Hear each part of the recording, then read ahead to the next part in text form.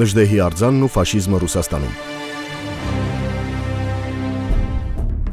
Մայիսի 28-ին Երևանում տեղադրվեց Գարեգին Նժդեհի արձանը, ինչին հետևեց Ռուսաստանի արտաքին գործերի նախարարության պաշտոնական ներկայացուցչի քննադատությունը, ըստ որի Մոսկվան զարմացած է Երևանում ֆաշիստական գեներալի արձանի տեղադրմամբ։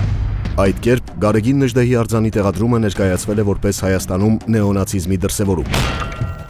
Թեև Գարեգին Նժդեհի նացիստական բանակի կազմում պատերազմելը վաղուց հայտնի փաստ է բոլորի համար, սակայն թե Հայաստանում եւ թե Կրեմլում բոլորին ակնհայտ է, որ արձանը դրվել է Նժդեհի բացարձակապես այլ արժանինքների համար։ Եվ այդ արժանինքների թվում է 1921 թվականին սովետական Կարմիր բանակի դեմ բարձրացրած ապստամբությունը, որի շնորհիվ Սյունիքը մնաց Հայաստանի կազմում։ Եթե նայենք հարցի բարոյական կողմին, ապա կնկատենք, որ Ռուսաստանի տարբեր քաղաքներում ամեն տարի տեղադրվում են Իոսիֆ Ստալինի արձաններ։ Մի մարդու, ում իշխանության օրոք տասնյակ միլիոնավոր մարդիկ են բռնադատվել, ում իշխանությունը ֆաշիստական Գերմանիայի հետ ստորագրեց Մոլոտով-Ռիբենտրոպ պակտը եւ Ադոլֆ Հիտլերի հետ միաժամանակ հարձակվելով Լեհաստանի վրա, սկսեց Երկրորդ աշխարհամարտը։ Ավելին, քանի դեռ Ռուսաստանն իրեն հռչակել է նացիզմի դեմ պայքարի դրոշակակիր, այդ երկրում տարեցտարի ավելի զանգվածային են դառնում նացիզմի դրսևորումները։ Այսպես օրինակ, 2014 թվականին Ռուսաստանում ռասիստ եւ նեոնացիստ հանցագործների ձեռքով սպանվել է 27 եւ վիրավորվել 123 մարդ։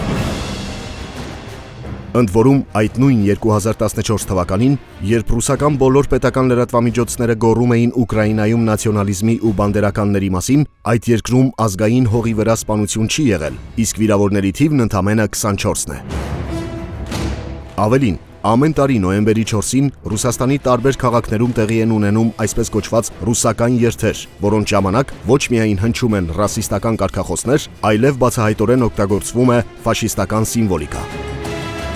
Մի բան, ինչը հնարավոր չէ պատկերացնել քաղաքակիրթ որևէ երկրում։